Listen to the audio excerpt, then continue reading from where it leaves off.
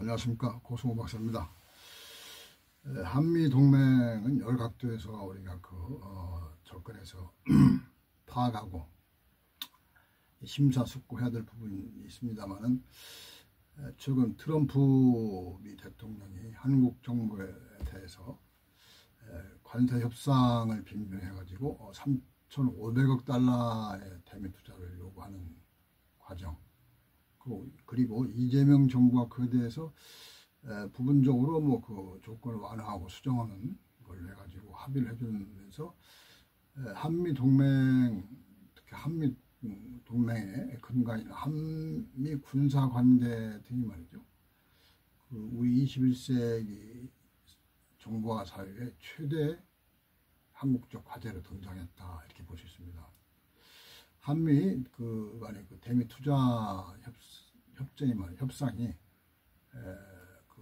실제 실현될 경우에 매년 200억 달러의 엄청난 국부가 미국으로 건너가는 것인데, 이런 것이 말이죠, 미국은 주한미군을 빌미로 해가지고 한국 정부를 압박하고, 한국 정부는 미국의 그 요구가 정당한지 여부에 대해서 국민에게 설명하지 않고, 어떻게 보면 과거 군사정부 시절부터 유지되었던 한미 관계에 있어서 한국 정부의 말이죠, 고질적인 특성인 비밀주의를 이재명 정부도 그대로 유지하면서 한미 관계를 새로운 단계로 지금 어떻게 보면 올려놓았다.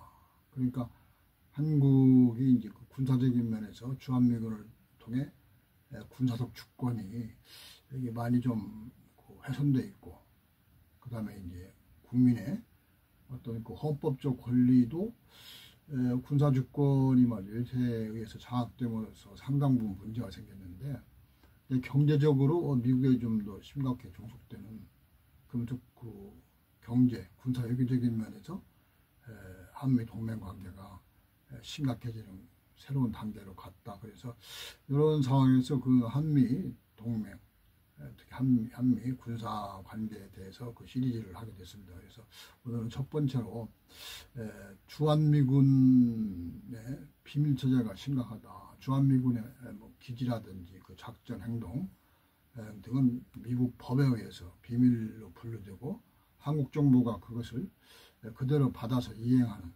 그러다 보니까 결과적으로 한국 국민은 주한미군의 실체에 대해서, 주한미군이 과연 중국, 러시아를 상대로 무슨 일을 하는지 알지 못하는 상태로 지난 70여 년간 지내왔는데, 앞으로도 또 그럴 수밖에 없는 상황으로 가고 있다.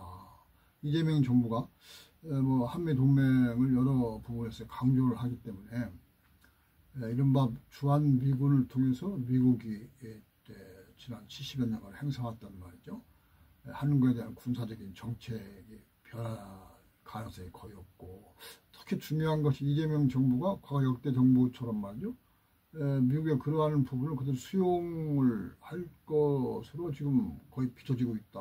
그래서 이런 부분이 제가 이제 한미 동맹, 한미 군사 관계에 대해서 한 몇 차례 시리즈로 여러분과 같이 말씀을 나누게 됐습니다. 그래서 오늘은 조금 전에 말씀드린 대로 주한미군의 비밀 체제가 우리 결과적으로 한국 민주주의의 어떤 발전을 제어하는 장애용이 된다. 그러면 한 말씀을 드리겠습니다. 그러니까 우리가 한미동맹을 흔히 얘기할 때, 말이죠, 6.25 전쟁 이후로 한국의 국가안보와 경제발전이 주한미군을, 특히 한미동맹을 통해서 가능했다, 이렇게 얘기합니다. 그런데 이런 결론을 만들고 특히 주장하는 쪽은 한미동맹의 적극적인 지지자들인데, 타당성이 좀 점검할 필요가 있는 것이죠. 예를 들어서 안보라든지 경제 발전은 국가라는 공동체의 총체적인 360도 전방위적인 역량이 결집된 결과이지 한두 요인으로 이렇게 설명이 어렵습니다. 그래서 그것은 너무나도 좀 비과학적인 얘기고, 그러나 이제 진보나 보수 정권이 말이죠, 교체를 하는데, 이런 담론, 주한미군에 대한 어떤 허구적인 담론이 말이죠, 어떤 한미동맹의 기반으로 인정되는 분위기가 사회적으로 여전히 강조되고 있어요. 이재명 정부도 그걸 벗어나지 못해서 좀 대단히 고민이 됩니다. 그래서 그 21세기 인공지능 시대에는 말이죠. 그 이제 그 사상과 상상의 자유인데, 표현의 자유인데, 우리 한국이 말이죠. 케이팝, 물론 그 경제, 군사적으로 선진국이라고 하잖아요. 뭐 미국에 무슨 뭐 재료 능력이 없는 뭐 핵잠수함도 한국은 재료 능력이 있다고 그런 얘기를 하는데, 한미 관계가 대단히 종속적입니다. 그러니까 한미 관계는 특히 최근에 트럼프 들어가지고 굉장히 많이 일방적이고 아주 그 어떻게 보면 슈퍼각과 의뢰 관계로서 지금 진행이 되고 있는데, 이런 종속적인 관계가 전혀 말이죠. 정치권이나 언론, 학계 등에서 거론되지 않는다. 심각하잖아요. 트럼프의 관세 그 폭력적인 정책은 말이죠. 미국의 그 사업적 대상이 돼가지고 1, 2심에서는 불법으로 그 판정이 났고 지금 대법원의 결정입니다. 근데 한국 정부는 말이죠. 그 트럼프의 말이죠. 관세를 무기로 한 대미 투자 요구에 대해서 말이죠. 그 부당성에 대해서 뭐 거의 언급하지 않았어요. 그러면서 무슨 우리 경제를 위해서 말이죠. 일단 담판하겠다, 합의하겠다 해가지고 했는데, 역시 그 부분이 보면은 그 아펙 정상회의에서도 뭐 그 트럼프의 일방적인 말이죠. 통상회비 정책에 대해서 비판해서 어떻게 보면 이재명 정부가 구체적으로 보면 야, 뭐 좀 너희들은 미국 꼬봉 아니야? 어떻게 그렇게 완전히 그냥 미국에 종속돼 있어? 이런 비판을 뭐 자초한 꼴이 된 것이죠. 그래서 이게 이제 그 한미 관계가 말이죠. 앞으로는 그 주한미군의 작전권, 기지 운영, 정부 활동 등이 미국 법에 의해서 이제 비밀로 분류된 거에 대해서 이재명 정부가 얘기를 해야 돼요. 이거 무슨 과거부터 그랬기 때문에 지금 어쩔 수 없다? 이재명 정부가 무슨 뭐 하늘에서 떨어진 정부입니까? 그럼 국민의 정치는 모습입니다. 국민에게 정치적인 서비스를 극대화할 책무가 있는 것인데, 이런 부분을 얘기를 않는 것은 말이죠. 심각해요. 그래서 예를 들어서 그 시민들이 말이죠. 비체혁명을 통해서 윤석열 정권을 이제 그 탄핵하고 이재명 정부가 들어서도록 했는데, 이 지금 미국의 그 비밀주의는 말이죠. 국민의 그 헌법적 주권을 심각하게 해서요. 그건 뭐 분명하잖아요. 주한미군이 러시아와 중국을 상대로 그 미국의 그 세계 전략, 미 본토를 보호하기 위한 세계 핵 전략을 수행하는 최전선 기지인데, 그러다 보면은 미국과 중국, 러시아가 한판 붙을 때 한국은 그냥 가잖아요, 같이. 거의 뭐 그냥 미국의 한 부분으로서 그냥 큰 흐름의 큰 그 갈등과 무력 충돌에 이제 휘둘러지게 되는데, 그건 국민 입장에서 어떻습니까? 그걸 원하는 겁니까?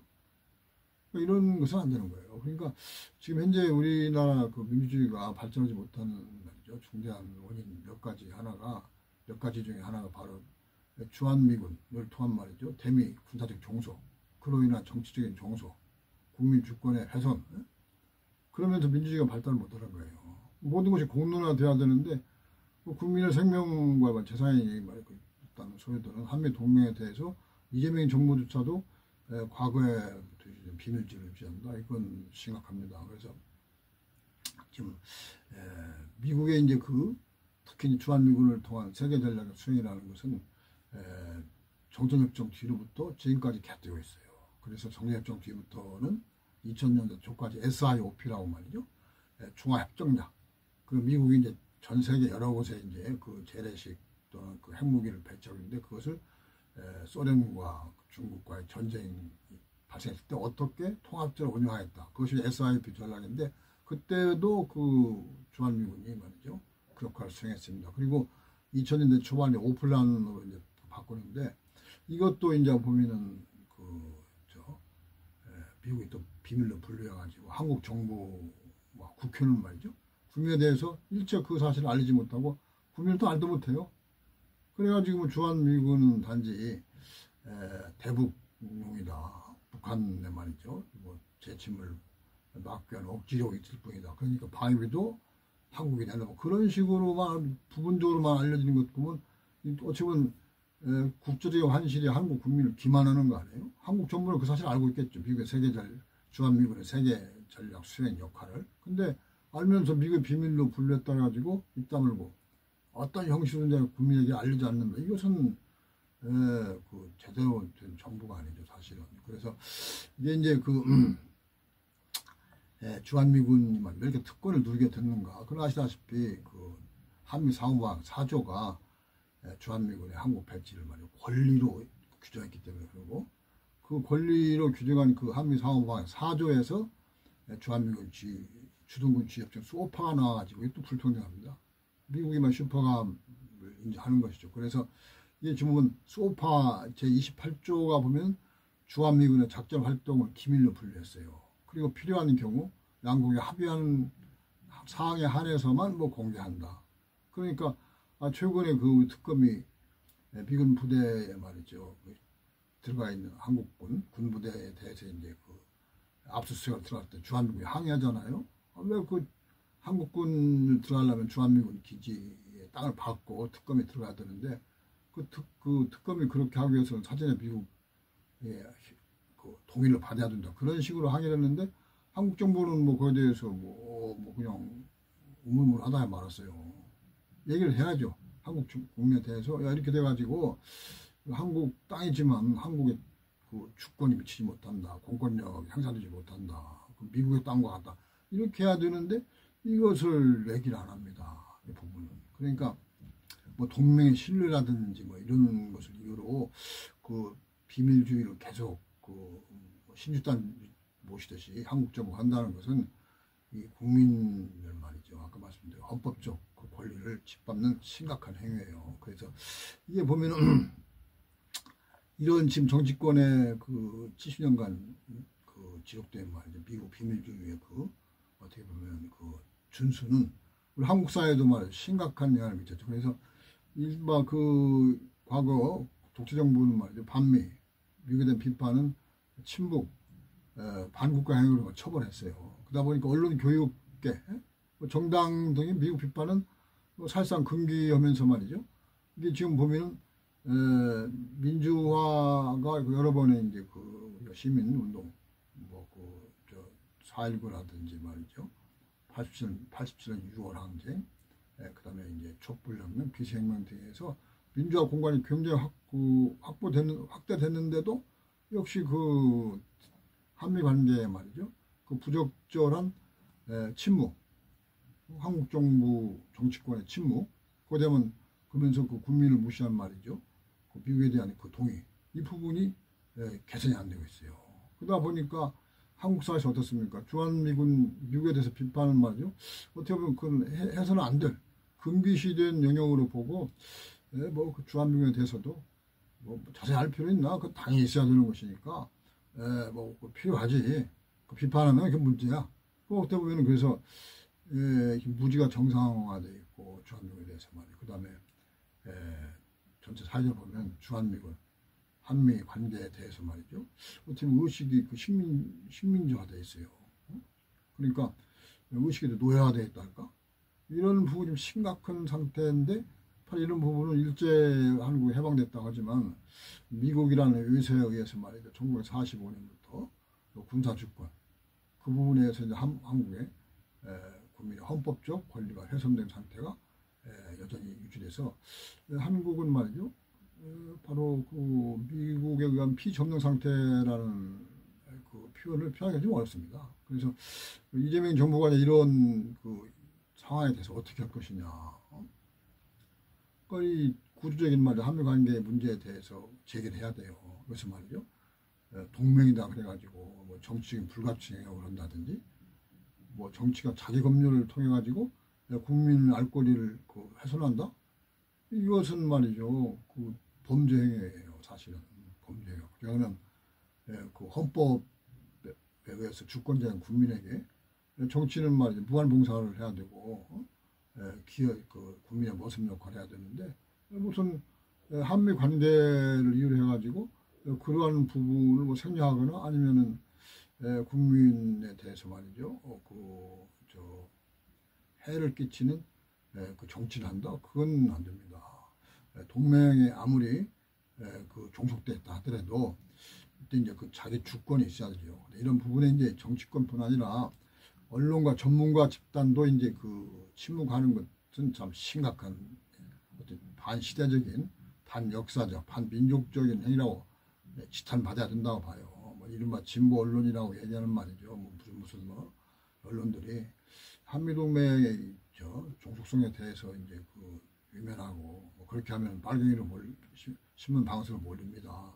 뭐 광고가 떨어지면 돼가지고 이제 안 하는데 이렇게 이른바 그 생존 논리도 중요합니다만은 21세기 말이죠. 그 투명한 국제사회에서 한국과 같이 그 군사적인 종속 상태인 나라는 뭐 없어요. 필리핀이라든지 일본, 유럽연합 그 소속 국가들이 말이죠.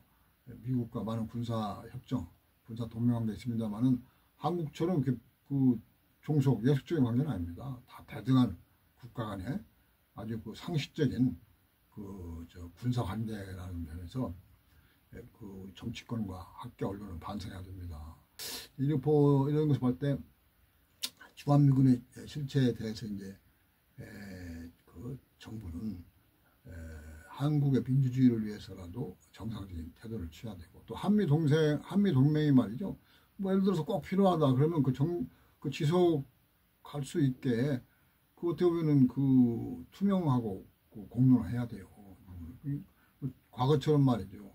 한미 동맹은 미국은 보호자, 한국은 피보호자 뭐 이런 관계로 해가지고 해서는 21세기 사회에서 안 됩니다. 트럼프도 뭐 이런저런 부분에서 한국이 말이죠. 선진국이라고 계속 얘기를 하는데 한국을 자기 입으로 선진국이라고 얘기하면서 고개를 빳빳이 들지는 못해요. 미국한테. 이런 바보도 아니고 말이죠. 이게 참 이해가 안 되는 겁니다. 그래서 이런 부분에 그래서 주한미군의 한미 관계는 종속적인 동맹이 아니라 자율적인 동맹으로 가야 된다. 그래서 그것이 즉 한반도에 말이죠. 그 평화를 정착시키는 거 아니겠어요. 사실은 북한 핵 문제는 미국이 말이죠. 지난 수십 년간 주도하고 한국은 따라갔었는데 미국의 정치 실패해서 지금 북한은 핵 강국으로 가고 말이죠. 이런 상태에서 미국은 자기들 뭐 잘못했다 얘기하잖아요. 이런 부분에 심각해요. 그래서 바로 이제 그 주한미군의 비밀체제는 해소돼야 되고 이재명 정부도 동맹의 비정상화를 정상화로 좀 갔으면 좋겠다. 그래서 그 한미 한국이 모두 그 주권을 행사하는 말이죠. 그러한 민주적인 지구 공동체에서 거듭나기를 희망하면서 오늘 말씀 여기까지 마치겠습니다. 감사합니다.